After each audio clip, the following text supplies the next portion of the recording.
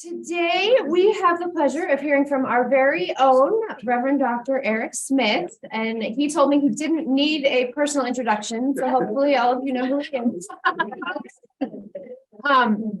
The title of the talk that he's giving today is LGBTQIA+, Queer Theory and the Church. Besides being the lived experience of many people, queerness and queer theory have exploded in recent years as ways of examining ideas, traditions, and texts. Today, we will take a broad view of queerness as an academic theory and methodology, especially as it applies to the study of religion and the Bible. Well, that's what Eric will be talking about today. And if any of you have paid attention to current events over the past year, this has become a very hot topic. And we like to kind of take hot topics from the news and bring them into our CE conversations and think how we can turn that into an adult forum. So we started that last fall, which is sort of where this came from. And thank you to Eric for volunteering to be able to do this talk. And I'll also do a plug for next week. Eric has graciously volunteered members of the youth group to come and talk to us about how their generation thinks about gender and identity and things like that, because in his experience of working with the youth group, it's a lot different than what we might think. So look forward to that next week, and I will turn it over to Eric. Thank you. So I'm trying to figure out where I could be that I'm also on the camera, because the camera is, we need to work on that. Yeah, awkwardly placed. I'm gonna try to just come over here, maybe. Where's the camera? There you go. It's wide. No one wants to see my butt. There's that the camera. Yeah, it's this little one down here. Yeah. So if I stand here, No, go further. just that'll be good. So thanks for coming. Thanks to those who are on Zoom. And thanks to those who are here in this room. I'll start by saying that I've taught a class at the Isle School of Theology called Queering Early Christianity. And one of the things that a student in that class said that I thought was really, really wise was that when we have these conversations, we're standing on other people's sacred ground. So I just want to kind of acknowledge that, right? I do not identify as queer, and so I'm in some ways not a good person to do this conversation, but I might be the person you have today. So, and I'll just kind of say that's what this conversation is not, it's not about my lived experience. It's not necessarily about anyone else's lived experience. This is a conversation more about the way queer theory has begun to kind of proliferate in the academy. So that's what I do for a living. I'm here part-time. Some people don't know that. I'm not here that much. I'm usually only here 2 days a week, but I'm full-time at ILF, and I kind of run in those circles where Bible scholars and scholars of religion think about how to analyze texts and traditions. And so this is one of the ways now that this is really starting to happen as an academic discipline. And as sort of an analytical method. So some of the stuff we're going to talk about is sort of complicated, but worthwhile, I think. So we're going to start with sort of a little bit of history and move towards some of the ways these things show up in analyses of different kinds of things. Queer theory comes out of feminist theory. So some of you remember well sort of the emergence of feminism as a critical apparatus, right? It's not only a political force, but it's also a way to put a microscope on the way we live our lives and ask, like, what are the structures of power? What are the ways that that gender plays out in the way we all live together in this society? And so that became, in like the 60s and 70s, feminism became a really powerful tool, especially, you know, not only in the world, but especially in academia. It became a way to kind of analyze text. So you get things like, in my field, which is biblical studies, you get people asking, you know, why were all the disciples men, for example, and feminist criticism can help you think about that and ask why that might have been and what the effects of that might have been, and how the consequences of that sort of structures continue to reverberate to today.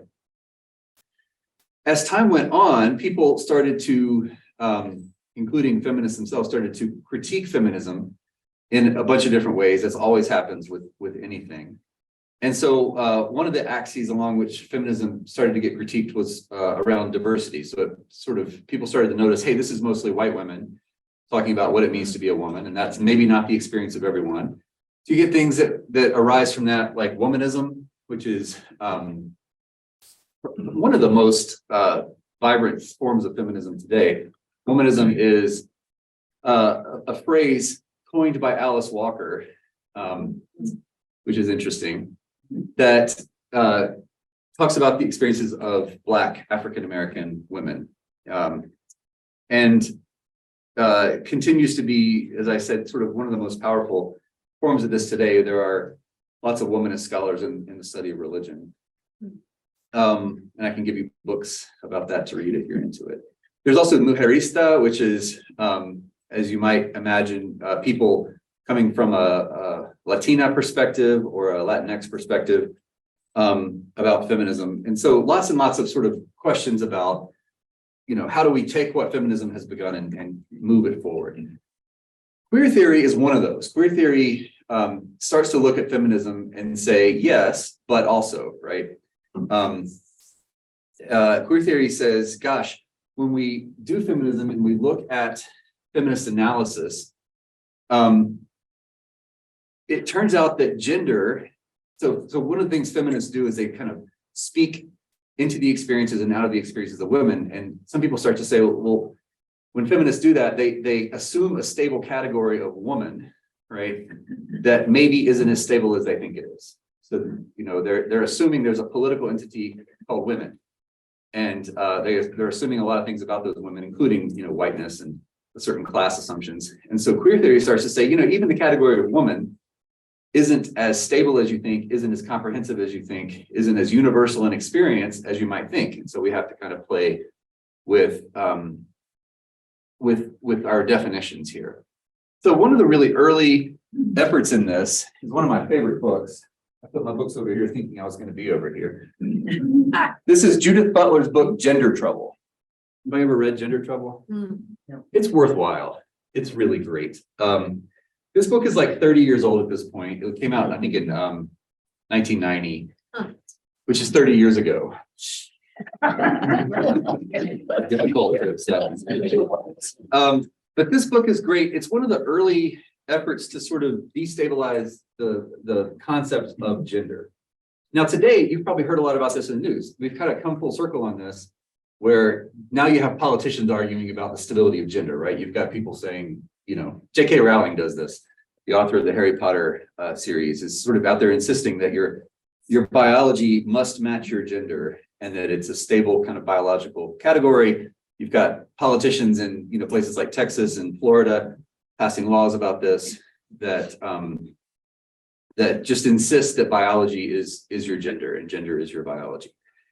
That's not necessarily a helpful way to think about it, especially if you think with Butler. So what Butler does is she talks about she goes by she and they now, talks about gender as performance, right?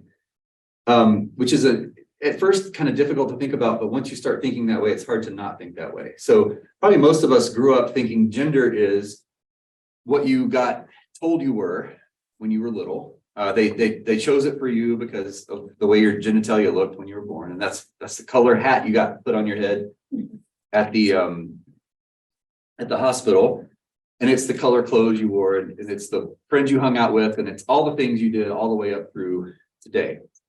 And so we tend to think of it as a stable kind of thing. I was assigned boy. They looked at me and said, well, this is a boy. And so I grew up being a boy. And so it's easy to say, well, I am a boy. But that kind of confidence of saying I am whatever is not as universal as some folks have assumed it is. So they talks about gender as performance, that actually gender is never all that stable, but it's always something that we enact in the world. So, for example, this morning when I woke up, I had a series of choices to make, right, about my clothing, for example. And I'm performing masculinity in my clothing choices.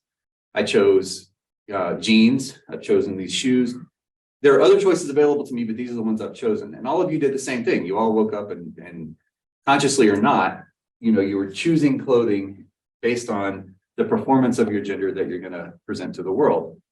One of the places this shows up most clearly, I think, is in like on your wedding day, right?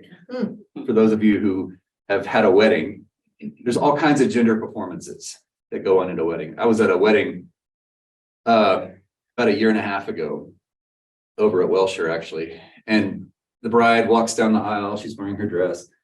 And the first thing the minister says is, "Oh my goodness," person's name, "look how beautiful you look." Why? Like, why is that the thing to say in that moment, right? And he probably thought he was performing gender correctly at that moment, right? He was supposed to say something about the way she looked. And she looked that way, by the way, because that's the way she was supposed to look. Everybody performs these dramatic performances of gender. And if you don't think gender is a performance, think about what happens when you don't perform it the way you're expected to. Has anyone ever had that experience of simply refusing the performance? How's it go? Like being what they call a tomboy. That's okay. Were you a tomboy? Well, no, I was. Okay. But this, we all know the category, right? So we know that people get called that because they perform femininity in sort of not up to par kind of ways by the other people's standards, right? I mean, women in ministry is a really good example.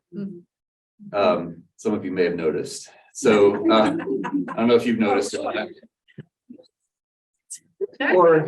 Or anytime you switch, right, when you're engaged in the professional field of that's dominated by the gender that you don't claim, that turns out to be a complicated thing, right? So men are nurses, women are ministers, men are elementary school teachers. Like, it gets complicated, and you have to perform gender very carefully sometimes in those kind of things. So anyway, Butler is just pointing this out.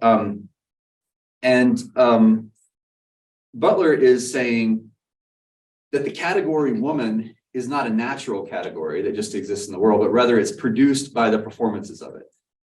That when we all get up and perform masculinity or perform femininity, we're not conforming to something that's out there already existing in the world, but rather we're creating that reality in the world. You can see this if you travel, that these categories get performed differently in different places, right? In Iran, for example, two men will walk down the street holding hands with each other because they are acquaintances. That's what you do. It's a performance of masculinity that's in accordance with the masculinity of that culture. People would not think that that's a normal kind of thing for friends to do in the United States. So Butler's kind of saying, you know, by articulating the category woman, feminism has sort of created it and reinforced it, maybe even in unhelpful ways. And so Butler's going to try to peel back that layer. So for Butler, bodies take on cultural meanings. We sort of project cultural meanings onto each other's bodies, and it becomes a site for how not only is performed, but how gender is constructed. And you can see this, I think, today in some of these debates I mentioned a moment ago, where people have a really hard time if somebody, I'll just be sort of forthright, if someone with a penis wears a dress, right? There's people for whom it's hard to accept that. We've probably all seen the news stories. So, or if someone uses the bathroom that someone thinks isn't supposed to be the bathroom they use, like, people just lose their minds. And this is because we're so enculturated into these kind of performances of gender. So that's a sort of early shot across the bow in gender theory. There's this great book in my own field, biblical studies, called Bible Trouble, that is published as a sort of reaction to this. This only came out like 10 years ago, 2011. I don't really want to be here either. So I'll pass some of these around, but you can kind of see in here, just by, you know, the titles, the table of contents, that sometimes this book is sort of still playing in the waters of feminist claims, and sometimes it's doing other kinds of things. So for example, yeah, here's a good example. So this actually has been turned into a book since, but Gillian Townsley wrote this chapter in here called The Straight Mind in Corinth, about First Corinthians 11, thinking about the ways, the category woman shows up in Paul's 11th chapter, which is one of the places, that's the whole thing. That's actually a great example. It's the whole chapter where Paul is sorting through this question of how people should dress in church, right? So he's saying, look, men should never cover their heads, and women should always cover their heads, and they should always have long hair. And if you're not going to cover your head, it's just like cutting all your hair off. And that seems like a really strange, like, to our ears today, like, why does it matter that much, Paul? He actually says it matters because of the angels, which doesn't really help. But once you start thinking with someone like Butler, right, that turns into like, oh, there's somebody's playing with these performances of gender. It sounds like there are maybe women in the congregation who don't want to conform to that performance of gender, who want to do something different. And people have gotten upset about it, and they've written to Paul, and so Paul's chiming in now. So that's a good example. Townsley has since developed that into a whole thing. And by the way, the methodology, so that's the theory, the methodology there is called to queer something. So if you were to queer First Corinthians, you would simply play with that dynamic based on the observation that somebody's thinking about these norms, and you mess with them. So those Corinthian women were queering worship. Another great one here, gazing at the whore, reading Revelation queerly. So if you know Revelation, which chances are you probably don't, but it's a weird book, and there's the whore of Babylon is in there. And so she kind of stands in for the Roman Empire and all the sort of depravities of it. And so it feminizes, like it puts a gender on empire as a way to kind of say empire's bad, right? And so what happens if you just notice that that's what's happening, and if you notice that the gaze of the reader, the male gaze, is being directed at this whore of Babylon? What does that do to your reading of it? So that's, you can do all kinds of fun things. So Bible trouble about 10 years ago. Beyond Butler, there have been some other really interesting kind of theorizations of gender that have come along. Go back to my book pile. Start with this one. Yeah. And I'm just kind of skimming the surface here. There's a lot. Gloria Anzaldúa has a book. Anzaldúa was like a literary studies professor. She has a book called Borderlands / La Frontera, where she talks a lot about the experiences of gender and other kinds of identity in her own life. It's a very autobiographical book. And it's actually gaining in popularity to this day. But part of what she talks about is the experience of having identities across different kinds of borders. One of them is the United States-Mexico border. Another of them is linguistic border. And one of them is borders of sexuality, where she has to kind of perform differently on different sides of different borders, where she can be herself in some settings and not be herself in other settings. And it's really an interesting piece. There's a chapter in that book reading the Ethiopian eunuch in Acts chapter 8, I think, that way, right? So the Ethiopian eunuch in Acts 8 is he's a big shot in Ethiopia. He's the treasurer sort of Ethiopia. He's a big deal. And he seems to have a lot of money because he's riding in a chariot, and he has a scroll of the book of Isaiah. So he's got all these sort of mixed status symbols, right? He's got all those things going for him. He's also probably enslaved, very, very high status, but enslaved. He is Ethiopian, so he's dark skinned. He's literate. He's reading, which puts him in a very high status. And he's a eunuch. People argue over what that might mean, but chances are it means he was castrated as a boy for service in an imperial court. That was sort of a way to keep you under control for making you a lifelong servant of a queen in this case. So this is a person living a life across all kinds of different borders, right? All kinds of different identities. And the way the story happens in the book of Acts is really fascinating, where Philip, one of the apostles, is just chilling one day, and he is teleported, basically, just sort of moved by the Holy Spirit into a desert where this Ethiopian eunuch is riding in their person's chariot. And they have this conversation about baptism. It's a very weird story. And then then Philip is snatched, is the translation, taken. He's sort of teleported again after they finish their conversation. So there's a chapter in there about reading that story with the Anzaldua, and then that turned into this book, Queering the Ethiopian Eunuch: Strategies of Ambiguity in Acts, by Sean Burke, who's one of the leading people in the field today. So you can kind of get a sense of how this all shakes out. This book, The Queer God, came out in 2003 and has been another really, really influential piece by Marcella Altus Reed. And this is a theological approach to gender. So theological anthropology is sort of this sub-discipline that thinks about what does it mean to be a human being if you think that God is involved somehow. What does that do to your conceptions of what a human being is?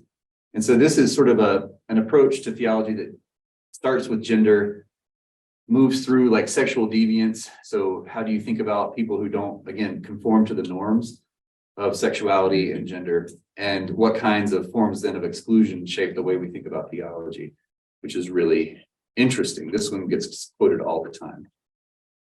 So this point, that Altus Reed and other people are making becomes really important in queer theory as time goes on. And so there's sort of two things now these days that queer theory does, and they do these two things alongside each other. The first is that it highlights and lifts up kind of what I would call queer lives, right? That sometimes it's easy to be invisible. Queerness is invisible, or more to the point, people don't want to see it. And so one of the things you can do is use queer theory to kind of make visible that which has been hidden. And the other way it's being used, and this is the dominant way now, is just as a generalized interrogation of normativity. So there's all kinds of norms, and a lot of them don't have anything to do with gender and sexuality, but queerness has become sort of a methodology for messing with all of those norms. So let me think of a good example here. What's a norm that isn't to do with gender and sexuality? Wash your hands. Wash your hands. That's maybe, No. that's just a good example.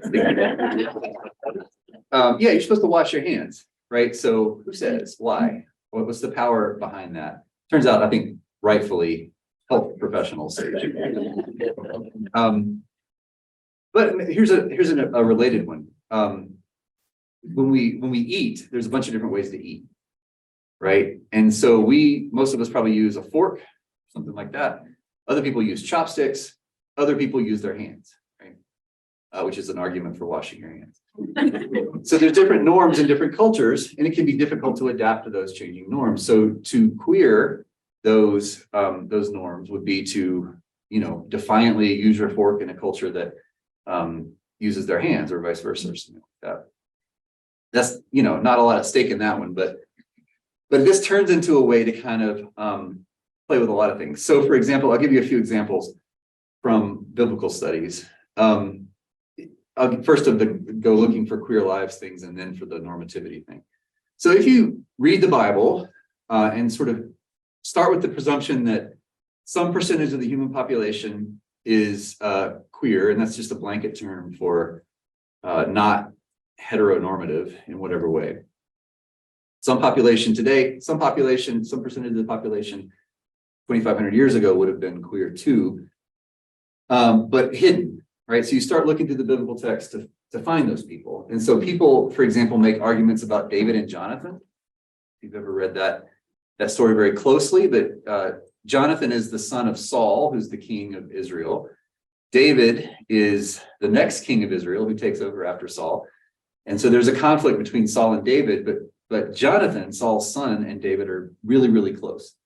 And there's a line in the text that says something like, your love, I think David says this, your love to me is like is better than the love of a woman. So a lot of people look at that and say, that's a pretty interesting thing for someone to say, right? Maybe this is what it looks like to claim queerness when the category wasn't available to you 2,500 years ago. Or they look at patterns of the way those two people interact with each other and say, sometimes it looks like Jonathan is more loyal to David than Jonathan is to his own father. Maybe there's something behind that. Another place where this happens a lot is Jesus and the disciple whom Jesus loved. If you've ever read the Gospel of John, there's a lot of there's like a special relationship between the disciple whom Jesus loved and Jesus. There are moments of what almost looks like physical intimacy where they like to sit next to each other, recline on each other at meals, things like that. And so that's a really scandalous thing to say for some people. For a lot of people, they're like, yeah, it just looks like maybe this explains why Jesus never got married. Paul also never got married, and people say, well, what about Paul, right? Maybe maybe celibacy in the first century was a way to kind of manage this feeling of not wanting to perform certain kinds of gender roles. And so Paul, a lot of people look at Paul and say, here's a guy who wasn't married and has a lot of complicated things to say about women. Maybe we could think about what he's got going on. There's an article that I have all my students read anytime I teach New Testament. I can't remember the name of it, but Tetsong Benny Liu wrote it. And it basically is a queer Trinitarian reading of Jesus and the Father in the Gospels. And just looking at the language that's used. And this is not to say anything other than, gosh, the language here really is interesting. Maybe it says more about the biblical authors than it says about Jesus, but it's just a methodology. So that's looking for kind of queer lives. You can use queer theory to then play with normativities. My favorite example of this is the Samaritan woman in John chapter 4, the woman at the well. There's a lot to say about this, but long story short, Jesus goes to this well, meets this woman. She's a Samaritan, he's a Jew. They're not supposed to talk to each other, but they do. And what they come around to eventually is a conversation about her. And Jesus says to her something like, go and find your husband. And she's like, I don't have a husband. He's like, you're right. You don't have a husband. You've had 5 husbands. And the one you are living with now is not your husband. You know this story? Yeah. I love this story.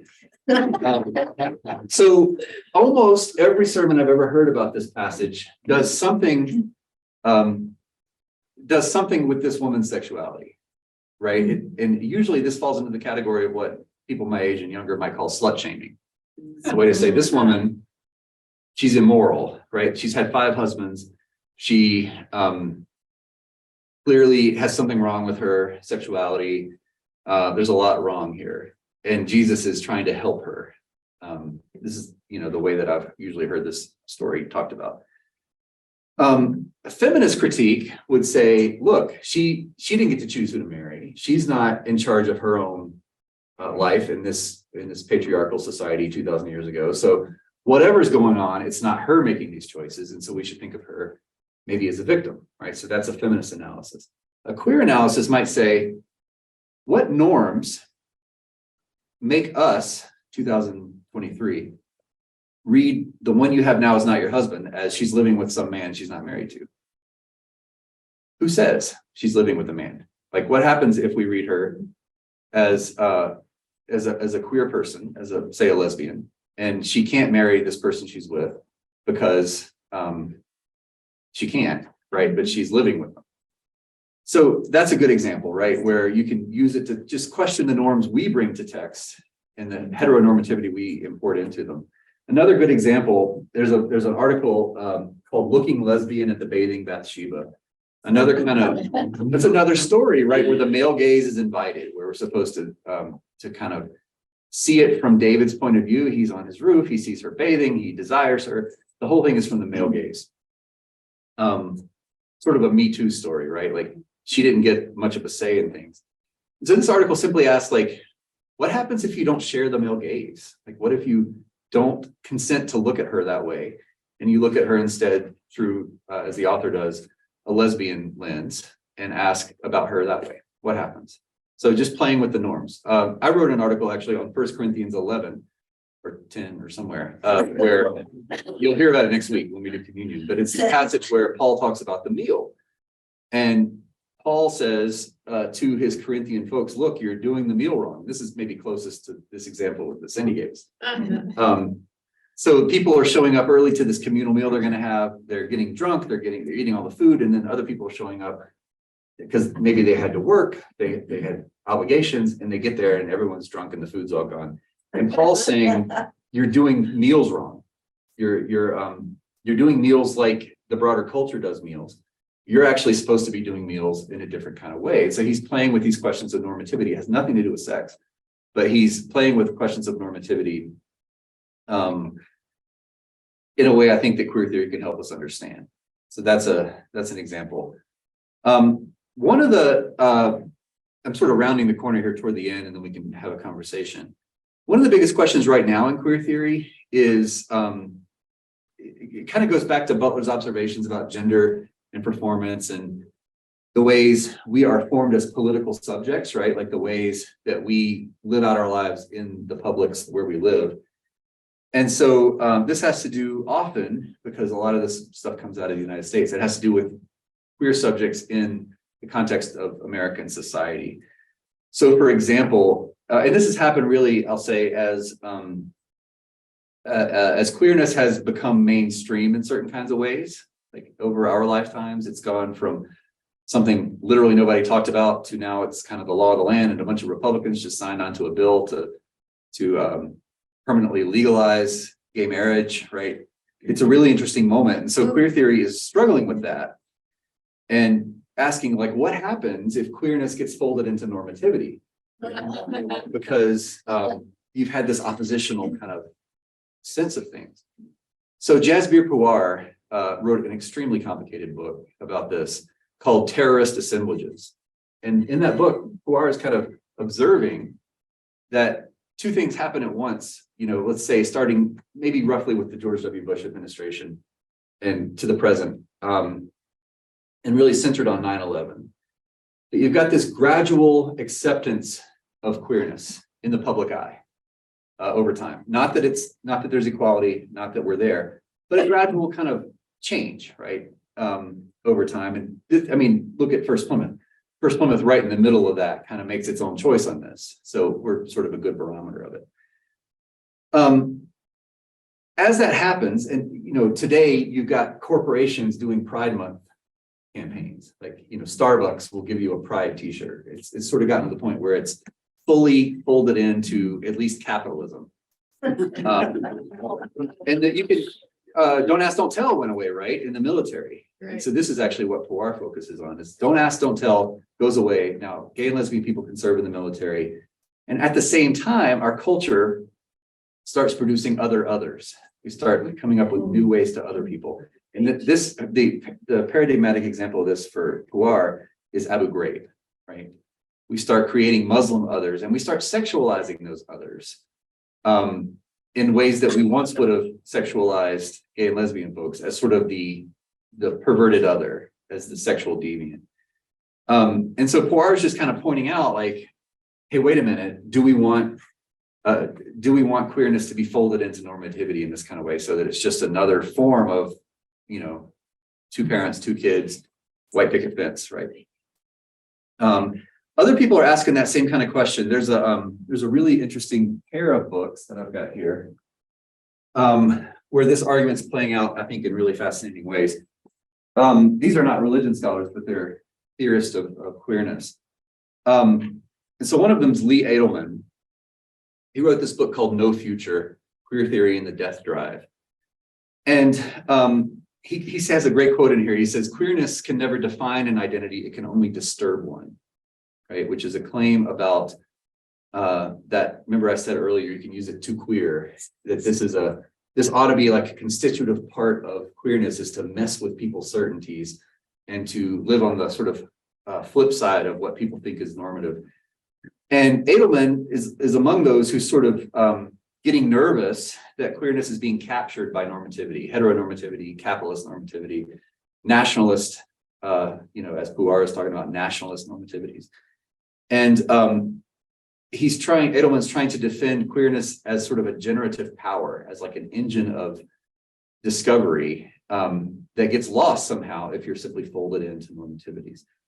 And so his example of this is really interesting.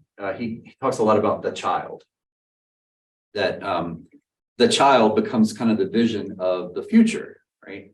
That people are like, think of the children, or we believe that children are the future. And he's simply pointing out that vision of the future is a very heteronormative, reproductive vision of the future, that children represent what's going to happen next. And that's really entangled in these kind of heteronormativities. So meanwhile, Jose Esteban Munoz writes this book called Cruising Utopia, the Then and There of Queer Futurity. And in Cruising Utopia, he kind of talks about hope, right? So he's reading Edelman and saying, yes, that's right. But also hope is possible, and utopian hope almost, right? So how can we, instead of letting queerness get folded into normativity, heteronormativity, how can we hold queerness up as like as an engine of utopian vision? How can we use it to think about the world could be? And how can we use it to kind of drive us forward, not on the basis of children or the future, but on the basis of we could build a world like we want. And to me, I'm sure someone has written this article. To me, this sounds a lot like Jesus in the kingdom of God, right? It's the same kind of draw. It's the same kind of like push forward into a utopian vision that doesn't actually, Jesus's kingdom of God doesn't rely on children, doesn't rely on heteronormativity, heteronormative reproductivity. It relies on changing the world around us to make it more like what we think it ought to be. So that's kind of where things sit today. The big debate right now is between these two in the camps they represent of, what's called queer futurity, which I think is a great phrase. And what is the relationship between queerness and time, queerness and future, and queerness and the construction of society and the way the world works. I have other books that I can pass around too. One thing I'll mention, just as maybe a way of closing, then we'll have a few minutes to talk, is there's a conference that has been founded on this. It's called the Queer and Trans Studies in Religion Conference. Happens out of UC Riverside every spring. And it's hybrid, so you can go there, you can go on Zoom. And I've started sending my students to this conference, and it's really great. There's a bunch of folks there who are academics and doing, this kind of stuff. And then there's a lot of people there who are practitioners, who are students, and I think it's free, or maybe you pay what you want to pay or something like that. But it's a really great place if you're thinking about, I'd like to know more about this or see how it plays out, or I want to see, they do a lot of performance as part of the conference too. So if you want to see, a drag mass, this is the place to do it. It's really, really fascinating kind of stuff. Queer and Trans Studies in Religion Conference. And they're starting a journal this year too, which is going to be really exciting. So, I often say biblical studies and religious studies is a generation behind. Often we're a very conservative kind of field.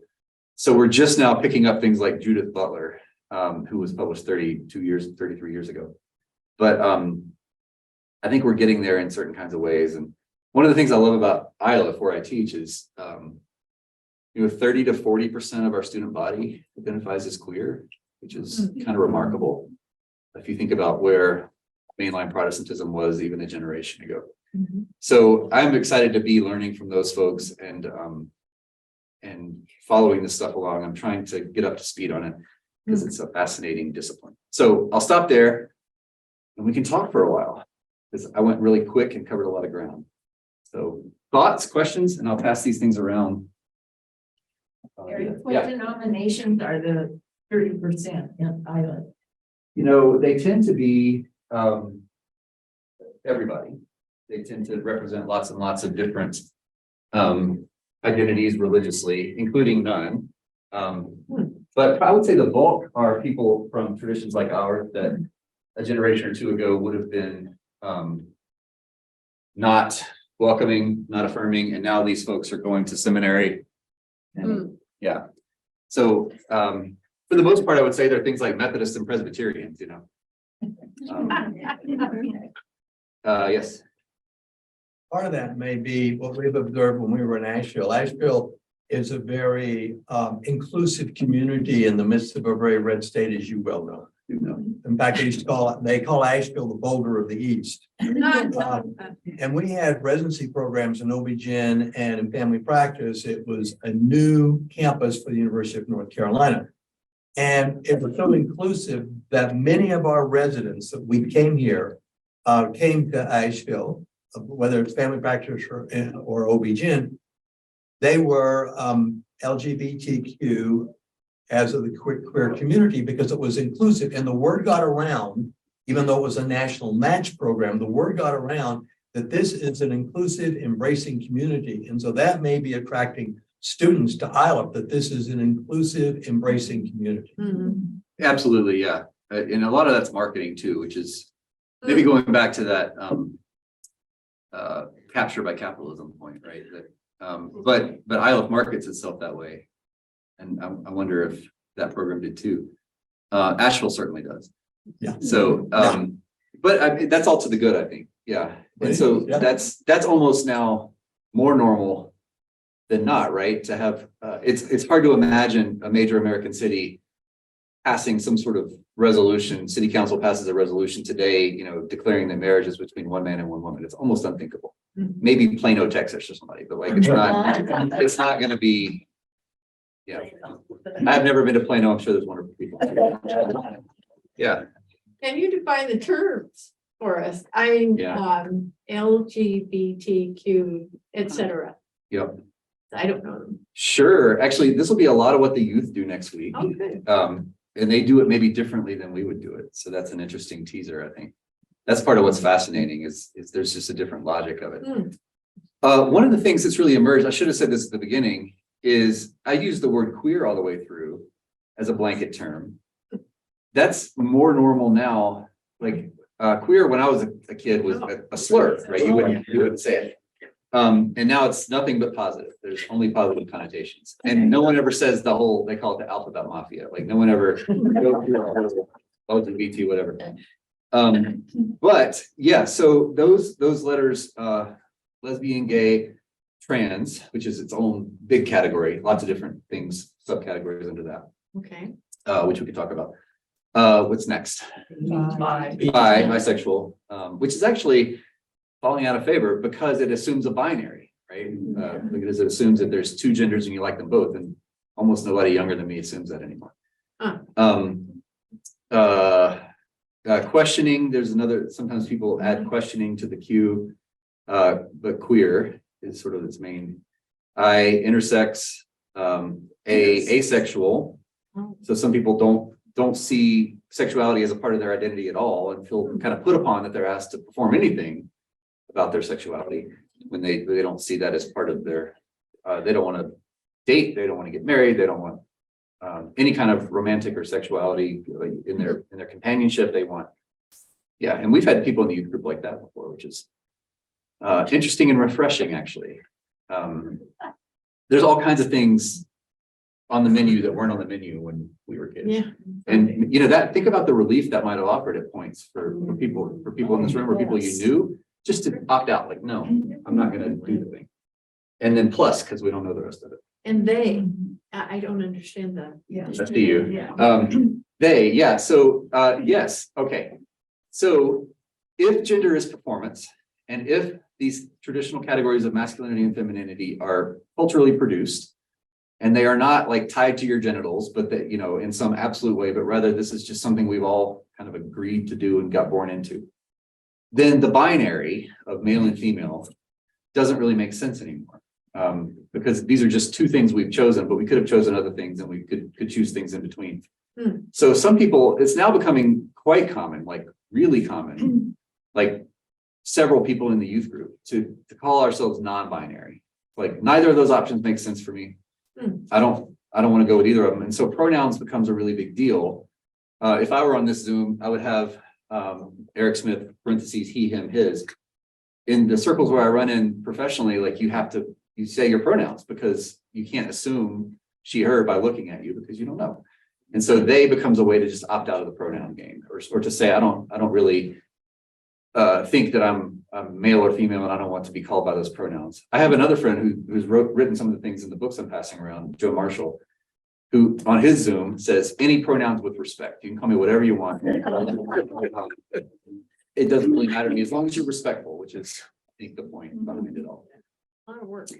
Hey, The kids that you're working with in youth group. Yeah. And have been, how many years now? 16 or so. Yeah. You've been in here long enough. Have you seen a change in acceptance with the high school students? Oh, absolutely. Yeah. It was never unaccepting in my time here. Never unaccepting. So we had, gay and lesbian kids from the beginning. And those people are now in their early 30s. But as I said earlier, like the range of possibilities has expanded so much. And not only that, but like the representation. So whereas we would, in 2007, 2008, we would have had one or two people in the youth group maybe who called themselves LGBTQ. Now it's probably half the youth group, somewhere in there.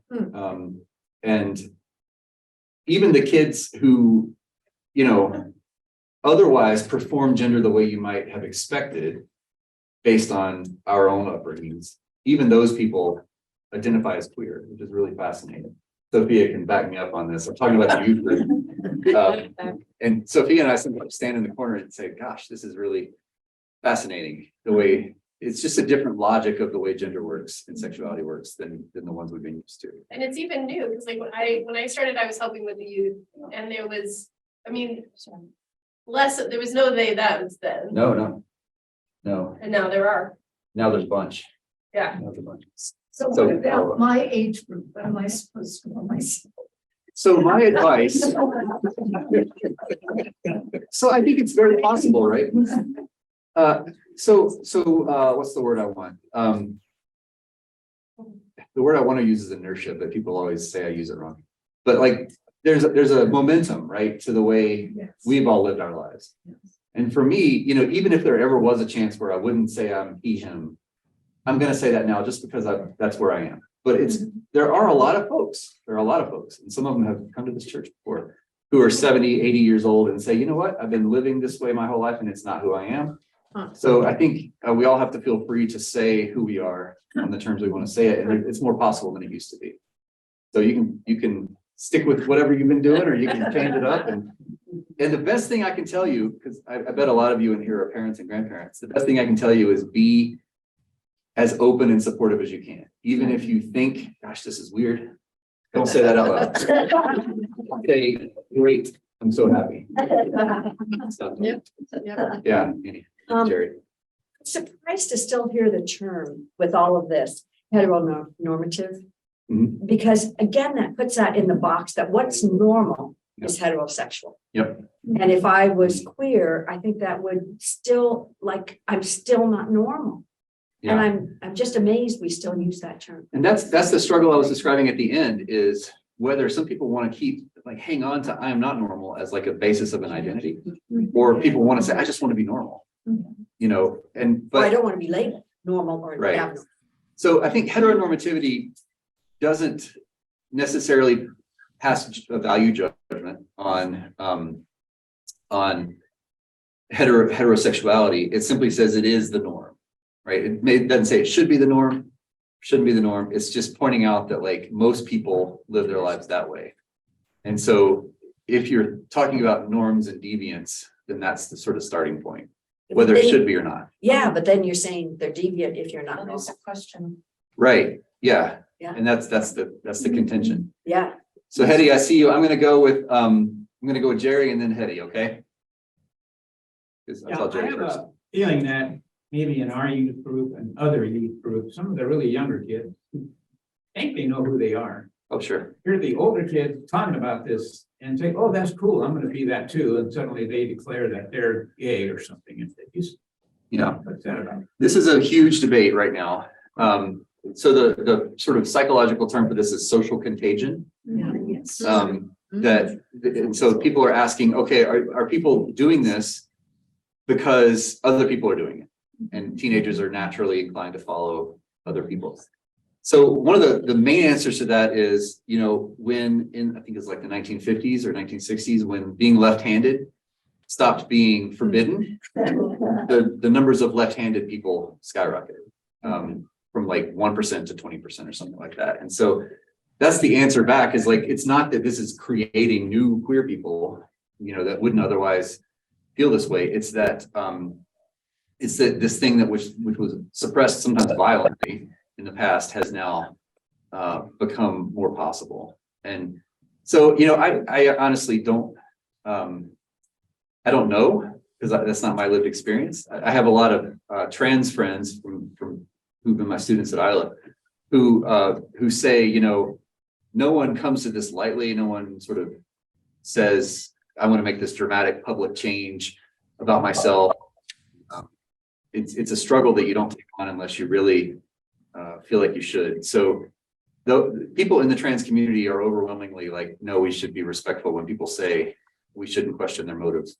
But a lot of people do question their motives and say, you know, gosh, it sure seems like this is something that spreads in communities. So I'm not the one to ask about it, but there's been a series of articles in the New York Times about it, just asking these questions and about transitioning and medical interventions and things like that have been pretty well done, I think. So I'll point you to that. I got to get Hetty and then back to Betty. Can you folks hear me? Yes. Yes. Okay, great. I turned on my video, but it's glitchy. So sorry, I joined rather late. And it didn't occur to me, oh, it's available Zoom, so I'm gonna apologize. And then just a couple of comments and then a question. So Eric, thank you for that analogy as it relates to people being left-handed in the 60s. And then all of a sudden when it wasn't so maybe weird to be left-handed, a lot more people were suddenly left-handed. People always were. So I think when we go back to human evolution, we read that there are always been at least individuals throughout the evolution of Homo sapiens sapiens that are gay, lesbian, and of course, probably all of these other gender identities, but weren't allowed by social norms to be able to express that.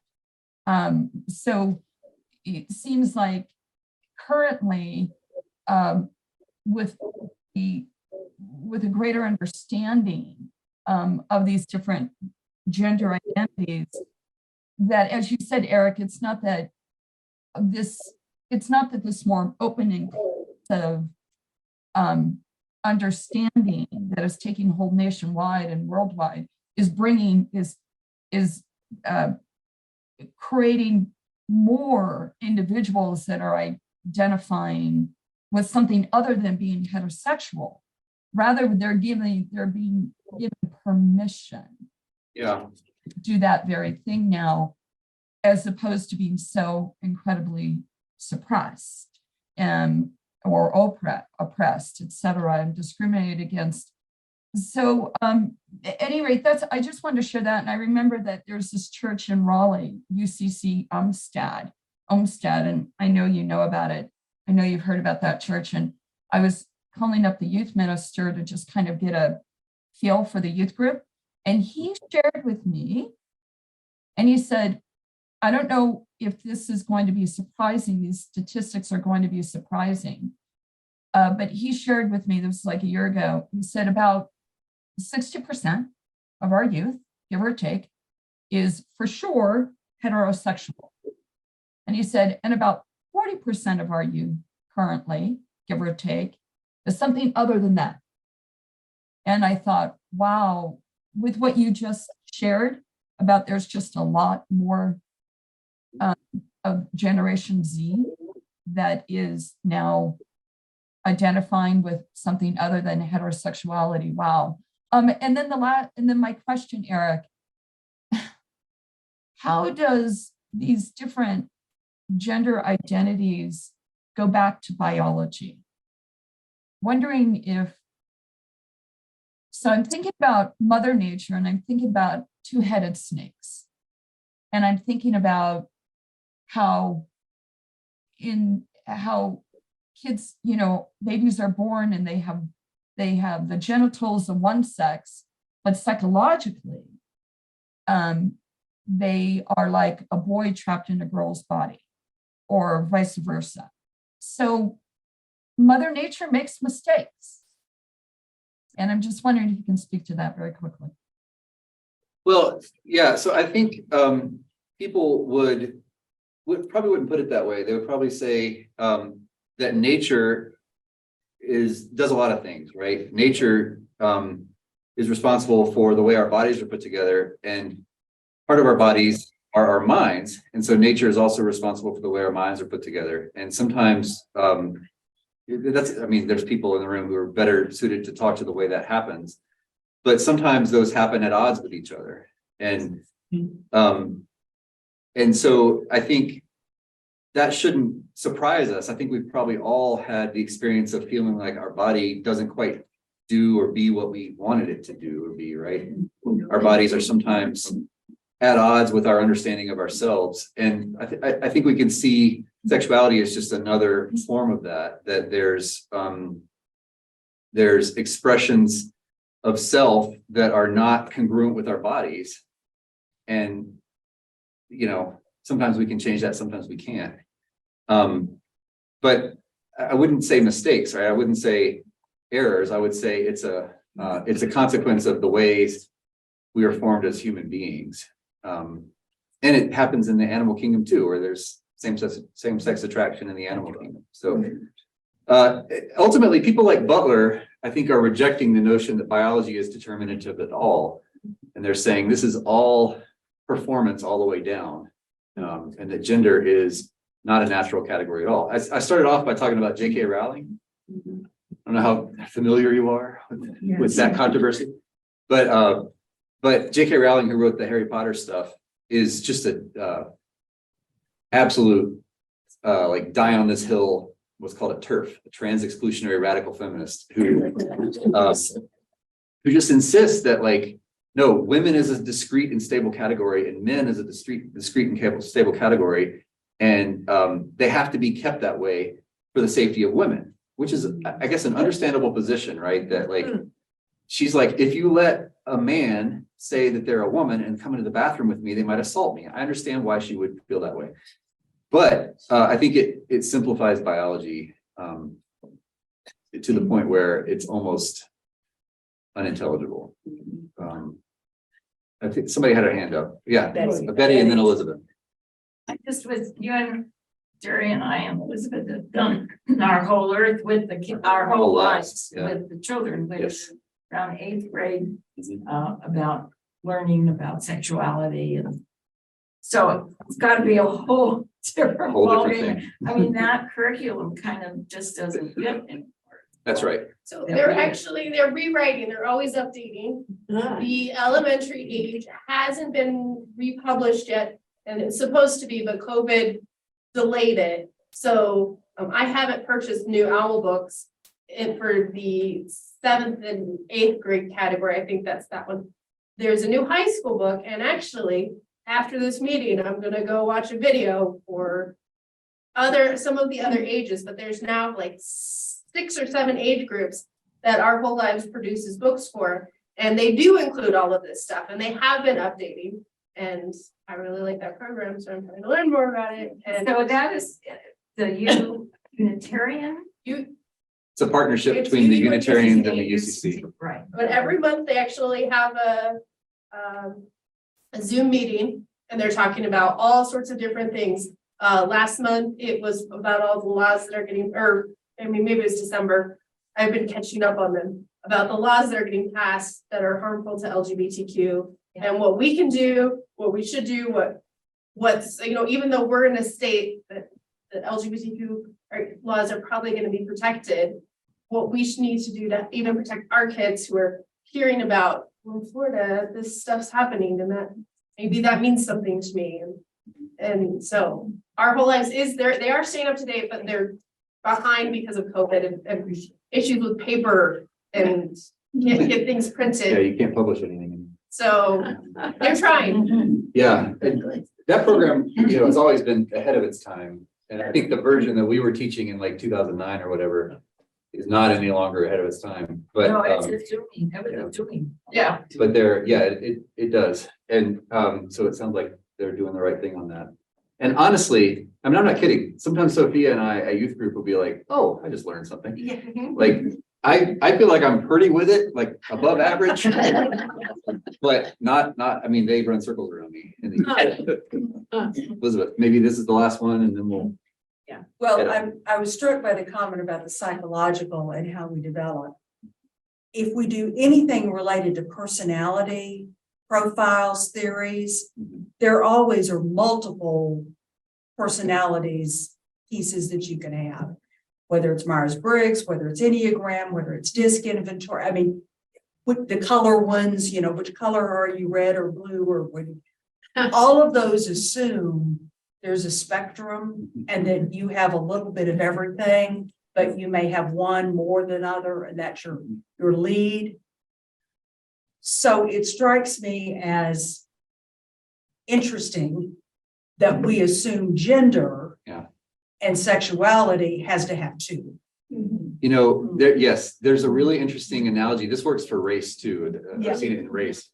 But anytime, if you think about it, the color red does not exist, right? You can't point to something and say, this is what red is. You can point to a lot of things and say that is red. But the color red is a point on a spectrum, and the one just to the right of it is also red, and the one to the left of it is also red. And if you go far enough, it's orange, right? But we nevertheless impose a normativity and say this one's red, arbitrarily. And the same thing happens with race, the sort of phenotype of the way our bodies look. The same thing happens with gender. That's a good analogy, I think. Last word.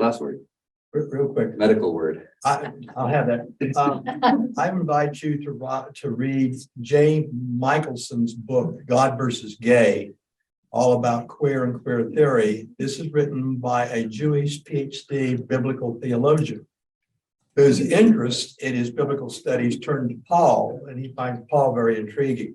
So I invite you to read that. It's from a Jewish homosexual male from the Northeast. He spoke at UNC at Asheville. They had him speak one evening. It's a large auditorium. People were standing around the walls and no one left well after he stopped speaking. And the title again? God versus Gay. Secondly, biologically, I invite you to write another book. It's Bruce Lipton, PhD biologist.